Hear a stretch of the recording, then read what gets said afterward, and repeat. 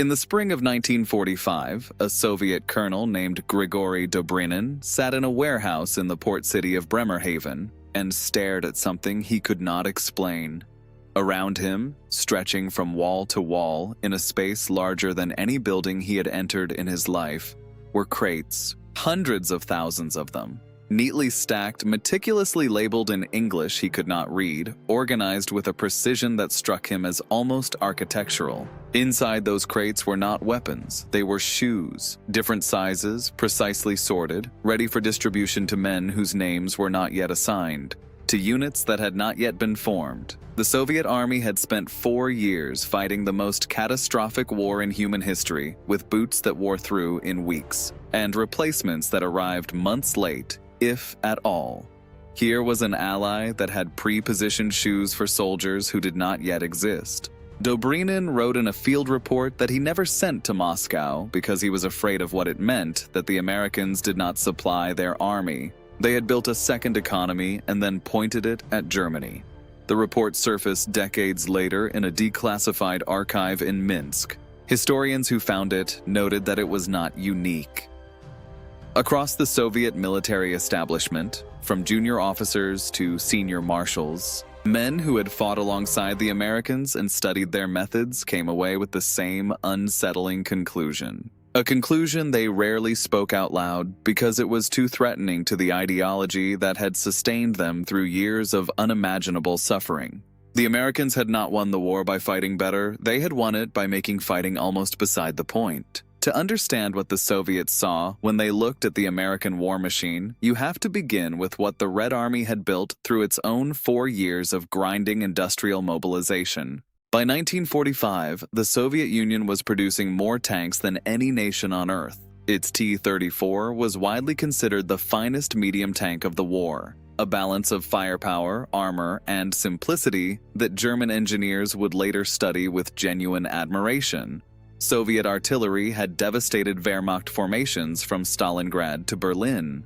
The Red Army had absorbed losses that would have destroyed any Western force several times over, and had not only survived but grown stronger, more experienced, and more tactically lethal with every passing year. Soviet commanders were not naive about logistics. They understood supply. They had fought and won despite catastrophic supply failures in the first years of the war, improvising solutions under conditions that American planners would have considered impossible. Georgy Zhukov, the most decorated Soviet commander of the war, and the man most responsible for the strategic destruction of the German army, was not a man given to easy admiration of foreigners. He had outmaneuvered the Japanese at Khalkhin Gol, broken the siege at Leningrad, and orchestrated the liberation of Berlin. He had seen everything. When Zhukov later offered his assessment of what had allowed the Soviet Union to survive and ultimately prevail, he did not name Soviet courage first, though he honored it. He did not name Soviet manpower first, though he knew it had been decisive. He named, with a precision that surprised many Western readers, American canned food, American trucks, and American steel. The contribution of American Lend-Lease to Soviet survival had been known in general terms to historians for decades. What was less understood was the depth of the effect on Soviet military thinking, and specifically on how Soviet officers who observed American logistics operations up close came to understand their allies' power in ways that no diplomat summary could capture. Beginning in 1943, small groups of Soviet liaison officers were permitted to observe American supply depots, motor pools, and field logistics operations in the Mediterranean and later in Western Europe. The access was limited and politically managed. Stalin did not want his officers becoming too impressed by capitalist methods. But what these men saw left marks that no political education could fully erase. Lieutenant General Nikolai Antipenko, who served as the chief logistics officer for Zhukov's First Belarusian Front during the Berlin operation, was one of the most technically sophisticated supply officers in the Red Army. He had organized the logistical infrastructure that moved more than 1 million men and their equipment across hundreds of miles of shattered Eastern European landscape, a feat of organizational improvisation that military historians still study. When Antipenko was shown American forward supply depots in 1944, his reactions, preserved in notes taken by a junior officer who later defected to the West, were remarkably specific. What struck him first was not the quantity of material, though the quantity was staggering. What struck him was the labeling. Every crate in an American depot was marked with a destination unit, a contents list, a weight, a handling instruction, and a priority code. Soviet logistics had developed sophisticated systems for moving material from factories to fronts. But the final sorting? The process of getting the right equipment to the right unit at the right moment before a battle? Was still largely improvised by officers working from memory and handwritten lists under artillery fire. The Americans had solved this problem before the material left the factory. Antipenko reportedly stood in the depot for a long time without speaking. When he did speak, he said something that his aide recorded verbatim. "They have already won every battle. They just haven't fought it yet." The observation was not about American soldiers. It was about American systems. The Red Army achieved its victories through what Soviet doctrine called mass and will. Overwhelming concentrations of men and material thrown at critical points, sustained by an ideology that treated human casualties as an acceptable cost of strategic success. Soviet commanders were not naive, but they operated within a system that provided them less margin to conserve those lives than American commanders possessed. The equation was brutal and honest. When Zhukov needed to break through a German defensive line, he concentrated his armor, accepted that a significant percentage of his tanks would be destroyed in the breach, and drove through the gap before the Germans could close it. This worked. It won the war. But it required a constant and enormous hemorrhage of men and machines that could only be sustained by a society that had made the decision, from the top, that survival required unlimited sacrifice. American doctrine operated on a different assumption. The American Army, as its senior commanders understood it, and as its entire logistics architecture embodied it, believed that a dead American soldier was a strategic failure, not an acceptable cost. General Leslie McNair, who oversaw the training of American ground forces, had articulated this philosophy in training circulars that shaped an entire army's culture. The goal was not to put men in the path of danger and see who survived. The goal was to reduce the danger before men encountered it, through firepower, through air support, through artillery, through the sheer overwhelming material weight that could be brought to bear before infantry was asked to advance. Soviet officers who studied American operations in France were struck by something that seemed almost wasteful by their standards. American attacks frequently paused while artillery preparation continued for hours or even days. The Red Army prepared its attacks with intense but brief bombardments. The Soviet reasoning was sound. A prolonged bombardment gave defenders time to bring up reserves. Speed was its own protection. But American commanders had discovered that their industrial base allowed them to substitute steel for speed. The longer the bombardment, the fewer men died in the assault. And American factories could produce more steel faster than German factories could produce more soldiers. Major General Francis de Guingant recorded a dinner in Berlin in 1945, where a Soviet general named Vladimirsky made an observation that stayed with him for years. De Guingant had asked Vladimirsky what the Soviets had found most surprising about their Western allies. Vladimirsky put down his glass and thought for a long moment. He said that the most surprising thing was that the Americans seemed to believe time was worth more than lives, and that they had built an economy that made this belief practical. The Soviet general did not say this with contempt. He said it with something closer to envy, because the Red Army had made the opposite calculation for 4 years. It had been faster with lives and slower with material. It had won. But it had paid a price that no one who had been part of it could speak about calmly, even years later. The numbers behind what Vladimirsky was observing were staggering even by the standards of a war full of staggering numbers. Between 1941 and 1945, the United States shipped to the Soviet Union under Lend-Lease approximately 400,000 jeeps and trucks. The entire Soviet automotive industry had produced roughly 265,000 vehicles over the same period. American trucks carried Soviet soldiers, Soviet artillery, Soviet supplies.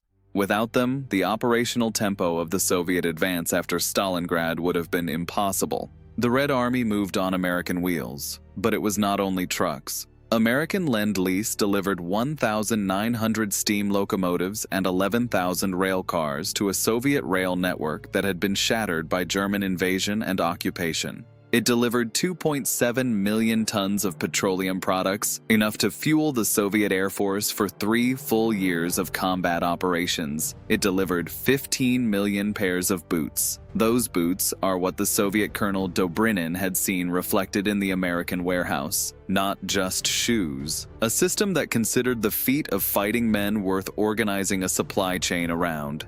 Soviet military thinking after the war was shaped in ways that were never entirely public by this encounter with American logistics. The doctrine that emerged in the late 1940s and 1950s, which came to be known as the deep battle concept, incorporated lessons that Soviet planners had drawn partly from their own wartime experience and partly from what they had seen the Americans doing in the West. The emphasis on continuous logistical support for deep offensive operations, the pre-positioning of supplies for exploitation phases before the initial attack had even begun, the concept of the operational maneuver group reflected a Soviet attempt to internalize the American insight. Victory could be manufactured before the shooting started. The man who most systematically studied American methods was Marshal Vasily Sokolovsky, who became the Soviet commander in Germany after the war. Sokolovsky oversaw the development of Soviet military doctrine through the 1950s and was the lead author of a landmark work of Soviet military theory published in 1962 under the title Military Strategy. Western analysts who read the book were struck by its analysis. Sokolovsky wrote with a clinical precision that barely concealed an ideological discomfort. He acknowledged that the material factor in modern war had become decisive, that industrial capacity determined strategic outcomes in ways that individual soldier quality could not overcome. He acknowledged this because the evidence was overwhelming and because the Soviet Union had decided to build an industrial military capacity that could match what America had demonstrated. The Cold War arms race was about the lesson every Soviet officer had internalized. The Americans had discovered that wars were decided in factories before they were decided on battlefields. The Soviets had decided to build their own version of the same machine. The irony was that American commanders largely did not understand how thoroughly they had changed Soviet thinking. American officers of the post-war period tended to explain their wartime success through the qualities of American soldiers, through democratic values expressed as fighting spirit, through the character of individual commanders like Patton and Eisenhower. These explanations were not wrong, but they were incomplete. What had actually changed the war was something less romantic and more permanent. It was the American talent for what might be called the industrialization of care, the systematic application of organizational energy to the problem of keeping soldiers alive and equipped, not as a moral statement, not as propaganda, but as a strategic doctrine embedded so deeply in the American military's logistics architecture that it shaped everything from the labeling of crates to the planning of campaigns. A German sergeant who survived the war described the moment he understood that Germany would lose. It was the sight of a single American supply convoy passing his unit's position during the confused days after the Normandy breakout. He counted 200 trucks. He never forgot it. The trucks were ordinary vehicles. The road was ordinary mud. But the fact that all of them arrived, every one, in the right place, at the right time, told him something about his enemy that no briefing had ever conveyed and no propaganda had ever acknowledged. They did not fight harder than his men. They had simply decided somewhere at some factory or logistics command that nothing would be wasted, that every boot would reach the foot it was made for, that every round would reach the gun it was chambered for, that every truck would reach the front it was needed at. And then they had built systems to make that decision real. Zhukov returned to the subject of American logistics more than once in the years after the war. He said that when he considered what the Soviet people had sacrificed to win the war, and then considered what the Americans had done to make that sacrifice less necessary, he felt something complicated. Gratitude, certainly, but also something harder to name. The recognition that there was another way to fight a war, that it was possible to build a system in which the goal was not to spend human lives until the enemy ran out of soldiers, but to spend material until the enemy ran out of will. The Soviet Union had won the war the hard way because it had no choice. The Americans had won it the efficient way because they had spent a century building the capacity to do so. He paused. Then he said he was not sure which was more impressive, the sacrifice or the system. The sacrifice had been Soviet, the system had been American, and it had taken both to defeat Germany. The men who built those systems are gone now.